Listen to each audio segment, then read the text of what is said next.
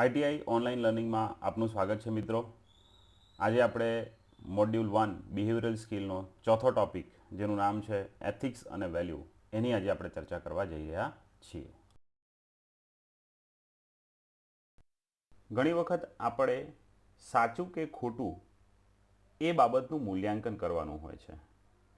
કઈ વસ્તુને આપણે સાચી ગણવી અને કઈ વસ્તુને ખોટી ગણવી એ આપણને ક્યાંથી શીખવા મળે છે. ચાલો એ જ વસ્તુ એથિક્સ અને વેલ્યુ સાથે સંકળાયેલી છે. નીતિમત્તા અને જીવનના મૂલ્યો. હવે ઘણી વખત વડીલો પાસે સાંભળ્યું હશે કે નીતિથી કામ કર. નીતિ એટલે સારી રીતે, યોગ્ય રીતે. હવે આ સારું અને યોગ્ય શું કહેવાય? તો આપણને એ ખબર જ છે કે કઈ બાબત સારી છે. જો તમારા કસ્ટમરને તમે સારી પ્રોડક્ટ આપો છો, ક્વોલિટીવાળી વસ્તુ આપો છો, તો ભવિષ્યમાં એ તમને યોગ્ય રીતે વળતર આપશે જ. જૂઠું બોલીને જો ધંધો કરો છો તો ભવિષ્યમાં એની અસર તમારા ધંધા ઉપર પડવાની જ છે. તો આને કહેવાય છે એથિક્સ, નીતિમત્તા અને મૂલ્યો. એટલે આપણે જીવનમાં કેટલાક મૂલ્યો ઉતારેલા હોય છે. ધારો કે ઉંમરલાયક વ્યક્તિને મદદરૂપ રહેવું, જરૂરિયાતમંદને મદદ કરવી, રાઈટ, કોઈ દિવસ જૂઠું ના બોલવું. આવા કેટલાક મૂલ્યો આપણે આપણા જીવનમાં ઉતારેલા હોય છે. તો આ જ વસ્તુ આજે આપણે થોડું ઊંડાણપૂર્વક સમજવાનો પ્રયત્ન કરીશું. હવે આપણને ઘણીવાર આવો પ્રશ્ન થાય કે આ નીતિમત્તા કે આપણા આદર્શોનું ક્યાંથી આવે છે, એ આપણામાં ક્યાંથી પરિણમે છે. તો કદાચ એવું માનીએ આપણે આખી જિંદગી આને સમજતા, શીખતા અને અનુભવ કરતા રહીએ છીએ. પણ એક ઉદાહરણ તરીકે જોઈએ તો એક નાનું બાળક છે, ત્યાંથી આપણામાં આનો સંચાર શરૂ થાય છે. તમે ઘરમાં નાનો બાળક છો અને આજુબાજુના ઘરમાંથી કોઈક વસ્તુ ચોરીને લઈને આવો છો તો તમારા મમ્મી તમને ધમકાવે છે. તમે જૂઠું બોલો છો તો તમારા મમ્મી પપ્પા તમને કહે છે કે જૂઠું નહીં બોલવું. બસ ત્યાંથી જ તમને ખબર પડે કે જૂઠું બોલવું એક સામાજિક રીતે અયોગ્ય બાબત છે. કેટલુંક બીજું પાસું, આવું જરૂરી નથી કે દર વખતે તમને કોઈક સમજાવે અને તમે એ વસ્તુને પોતાના એક આદર્શ તરીકે માનો છો. ધારો કે એ ક્યાંક સહજ પણ બાળકો શીખી જતા હોય છે. કારણ કે બાળકનો જન્મ થાય ત્યારે બાળકને જૂઠું, સાચું, ખોટું એનું કોઈ પણ જ્ઞાન હોતું નથી. એ બધું જ આજુબાજુના માહોલમાંથી શીખે છે.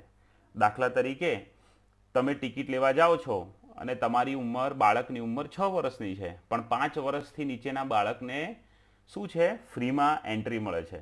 તો ત્યાં તમારા ફાધર ત્યાં જઈને કહેશે કે મારું બાળક 5 વર્ષનું છે. ત્યાં તમારું બાળક તમને જુએ છે કે મારી ઉંમર 6 વર્ષની છે, છતાં પણ મારા ફાધર 5 વર્ષ બોલ્યા. તો એ ત્યાંથી એમને ખબર પડે છે કે આવી રીતે જૂઠું બોલાય. બસ તમારા ઘરમાં કઈ વસ્તુ પડી છે, આજુબાજુમાંથી કોઈ લેવા આવે છે, ત્યારે તમારા મમ્મી સહજ રીતે એમને જૂઠું બોલતા હોય છે કે અમારા ઘરે નથી પડ્યું. તો ત્યાંથી બાળક શીખે છે કે આપણે કઈ રીતે જૂઠું બોલવું.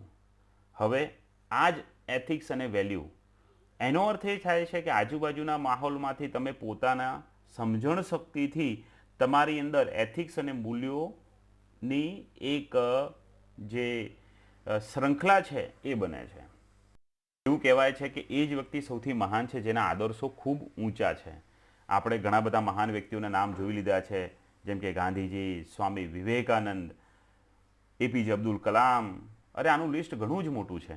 અને દરેકમાં કોઈને કોઈ આદર્શ, કોઈના કોઈ પોતાના નીતિમત્તા કે પોતાના આદર્શ અને ગુણોથી એ વ્યક્તિઓ મહાન બની ગયા છે. આજે એમના તમે જો પુસ્તકો વાંચશો તો ખરેખર તમને લાગશે કે એ લોકોએ એમના આદર્શના કારણે જ હંમેશા એક ઇતિહાસની અંદર એમનું પોતાનું એક મોટું નામ કરી દીધું છે. તો આ જ છે નીતિમત્તા અને એના મૂલ્યો. નીતિમત્તા અને મૂલ્યો એ પાયાની બાબત છે જે વ્યક્તિની માન્યતા સાથે સંકળાયેલી છે અને જેના આધારે વ્યક્તિનું એક એટીટ્યૂડ છે, એની જે એક્શન છે, કાર્ય કરવાની પદ્ધતિ, એ એનાથી ઊભી થાય છે. સમાજમાં જ્યાં કામ કરે છે, ત્યાં એના ઘરે, એ દરેક જગ્યાએ એ એના વિચારો છે, એની લાગણીઓ છે અને એનું વર્તન છે, તેની અંદર એના જે એથિક્સ અને વેલ્યુ ક્યાંક ને ક્યાંક બહાર આવે છે. ઉત્તમ જો ચારિત્ર્ય હોય, ગ્રેટ પર્સનાલિટી જો બનાવવી હોય, તો એના પાયામાં ખૂબ સારા એથિક્સ, ખૂબ સારા વેલ્યુઝ હોવા જરૂરી છે. અને જ્યારે એ વેલ્યુ અને એથિક્સનો સમન્વય બને ત્યારે જ એક ઉત્તમ પ્રકારનું ચારિત્ર્ય ઘડતર બને છે. ઉદાહરણ જોઈએ તો કોઈ એક વ્યક્તિ જે ચોરી કરે છે અથવા ખોટું કરે છે, અપ્રામાણિક છે, એવા વ્યક્તિને પણ પ્રામાણિક માણસ જોઈએ છે. એના ધંધાની અંદર પ્રામાણિક માણસો એ રાખતો હોય છે.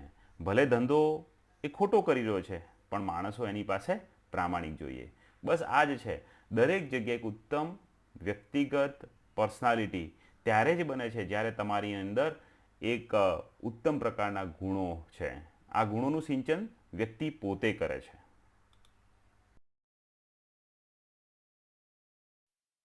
આપણે આદર્શ વિચારધારા કઈ રીતે ગણી શકાય? જેમ કે જે સર્વસ્વીકૃત છે. દાખલા તરીકે દરેક ધર્મને સમાન ગણવો, એને દરેક ધર્મની નીતિ પ્રત્યે આદરભાવ રાખવો, સ્ત્રી પુરુષ અન્ય વિશે એક સમાન વિચારધારા રાખવી, બધાને સરખી તકો મળે એનું ધ્યાન આપવું. કોઈ પણ વ્યક્તિ હોય નાનું કે મોટું, દરેક વ્યવસાયને એના પ્રમાણે એને આદર અને સન્માન આપવું. ઘણા બધા લોકો ઘણી બધી પરિસ્થિતિથી કોઈને કોઈ પ્રકારના રોગથી પીડાતા હોય છે. કોઈ અપંગ છે, કોઈ વૃદ્ધ છે, કોઈ માનસિક રીતે બીમાર છે. તો આપણે દરેકને એક કોઈક એમનામાં કોઈક એક યુનિક, એક અલગ જ બાબત છે એવું માની દરેક વ્યક્તિને એક યુનિક છે એવું ગણવું.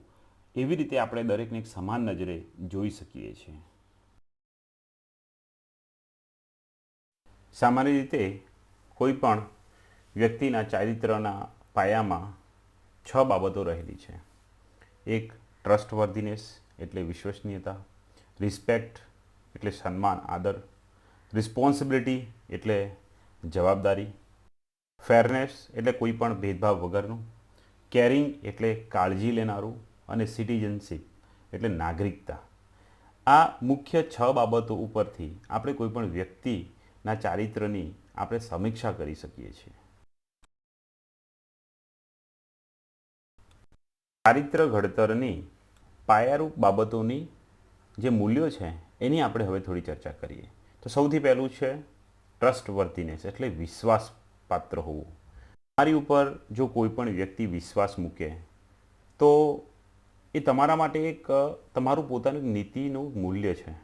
તમે પ્રામાણિક છો, ઈમાનદાર છો, નિખાલસ છો, વચનબદ્ધ છો, કહ્યા પ્રમાણે કરવાના છો, વફાદાર હોવું, એ બધા જ તમારા એક મૂલ્ય છે. બીજું છે સન્માન.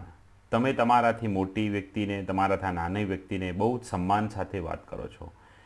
એમને જે તમારી યોગ્યતા છે એને તમે એમને યોગ્યતા પ્રમાણે એમને માટે ગૌરવ અનુભવાય તેવી વાતો કરો છો. પછી એમને એમાં કોઈ લિંગ, જાતિ, વર્ણ, રંગ કે કોઈ પણ પ્રકારની રીતે ભેદભાવ રાખતા નથી. કોઈ પણ ભેદભાવ વગર એમની કોઈ પણ બાબતોનું તમે સન્માન કરો છો.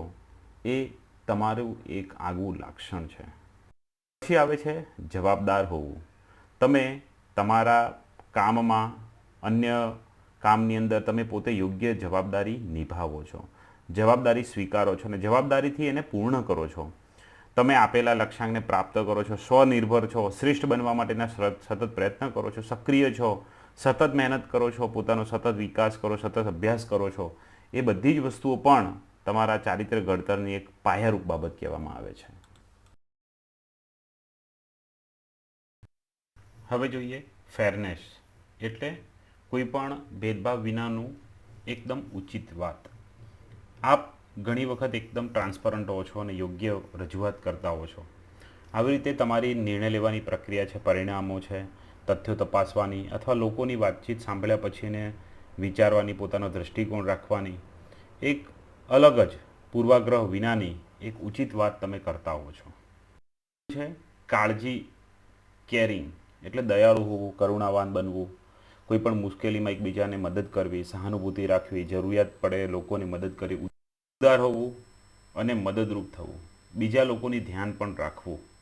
નાગરિકતા, દેશની સંપત્તિનું, દેશના માટે યોગ્ય કામ કરવું, સારી આદતોનું પાલન કરવું, પર્યાવરણનું સંરક્ષણ કરવું, સન્માન કરવું, દેશ માટે કલ્પના કરવી, દેશનો વિકાસ થાય, આગળ વધે, આપણે આપણા તરફથી દેશના ફાળામાં કંઈક એવું નાનું યોગદાન આપીએ, જાહેર સંપત્તિ માટે, જનસેવા માટે, એના ઇન્ફ્રાસ્ટ્રક્ચર માટે આપણે કંઈક મદદરૂપ થઈએ, એવું આપણામાં વિચારો હોવા જોઈએ. આપણે વર્તણૂકને સમજવા માટે થોડું વિચારીએ. અહીં અમે કોષ્ટકની અંદર ઘણી બધી વર્તણૂકની વાતો કરવામાં આવી છે. આ પહેલાં તમે બધી જ વર્તણૂક એક વખત વ્યવસ્થિત રીતે બધી જ વાંચી જવી. આ બંને સ્લાઇડો ઉપર અલગ અલગ પ્રકારની વર્તણૂક આપવામાં આવી છે. પહેલાં આ માહિતીને તમારે વ્યવસ્થિત રીતે વાંચી જવી, એને સમજવી, અને આપણી છ પ્રકારની જે પદ્ધતિ છે, જે છ પ્રકારના પિલર છે, એની અંદર તમારે એને લખવાની રહેશે. આપણે આગળ જોઈએ તો ઉદાહરણ તરીકે જોઈએ તો તમે કાળજી રાખો છો, ઘણા લોકોને મદદ કરો છો, તો એ મુદ્દો એ જવાબદારીની અંદર ગણાય. અને આ જ મુદ્દા બીજા પણ ટોપિકની નીચે પણ આપણે ગણી શકાય.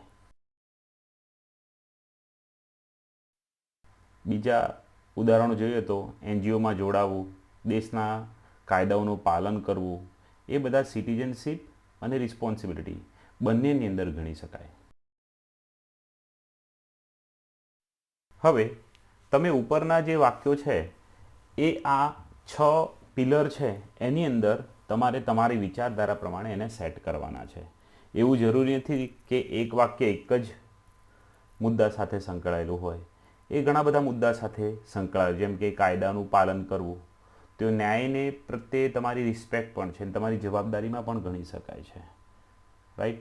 વૃદ્ધ લોકોની કાળજી લેવી એ તમારી જવાબદારી પણ છે, અને તમારું કાળજી કરવાનો એક આદત પણ છે. રાઈટ?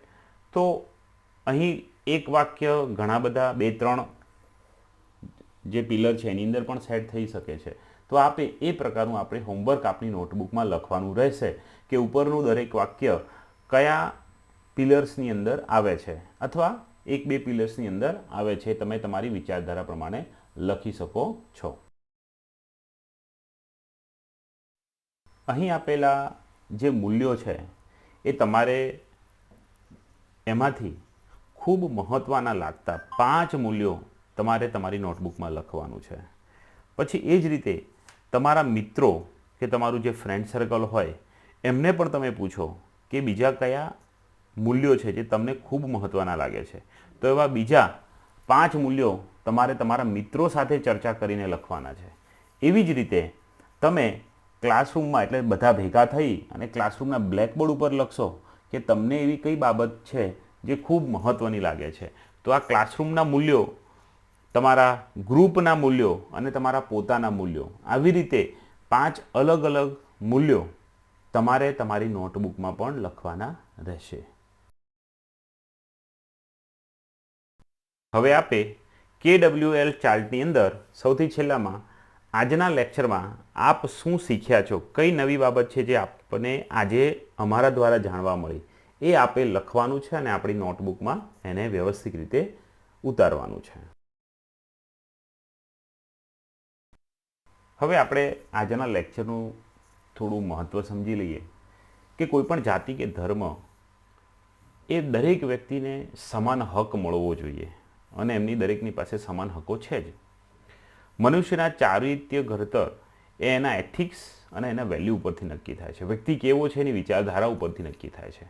માટે મનુષ્યનું ચારિત્ર્ય બીજા વ્યક્તિઓ, પોતાના ઘર, કામકાજના સ્થળેથી અથવા સમાજમાંથી એકદમ અલગથી જ એ દેખાય કે તરી આવે છે.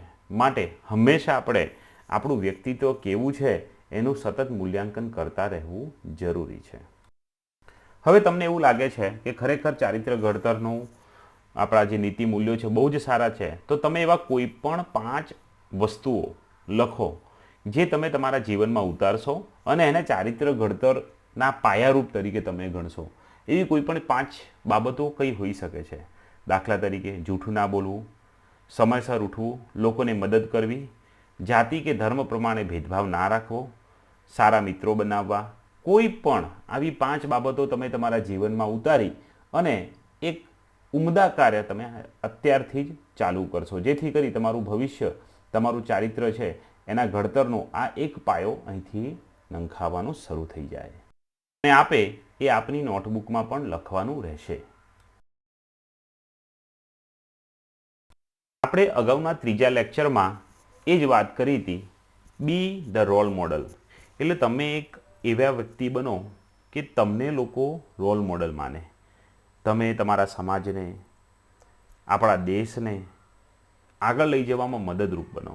પહેલાં તો આપણે આપણા પોતાના જાતને પરિચય મેળવીશું અને સામાજિક રીતે જે પણ યોગ્ય નીતિમત્તાના મૂલ્યો છે એ આપણા જીવનમાં ઉતારી અને આપણે એક આદર્શ વ્યક્તિ બની આપણા સમાજનું અને આપણા દેશનું ગૌરવ બનીશું.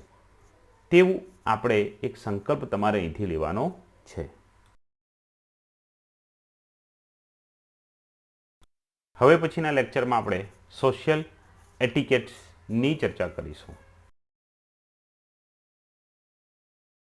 ખૂબ ખૂબ આભાર. અમારા અન્ય એજ્યુકેશનલ વિડીયો અમારી 2 YouTube channel learn with Reena teacher અને લર્ન ફ્રોમ સુરેશ ઉપર અવેલેબલ છે, જે આપ જોતા રહો અને ખૂબ સારી તૈયારી કરતા રહો. આભાર.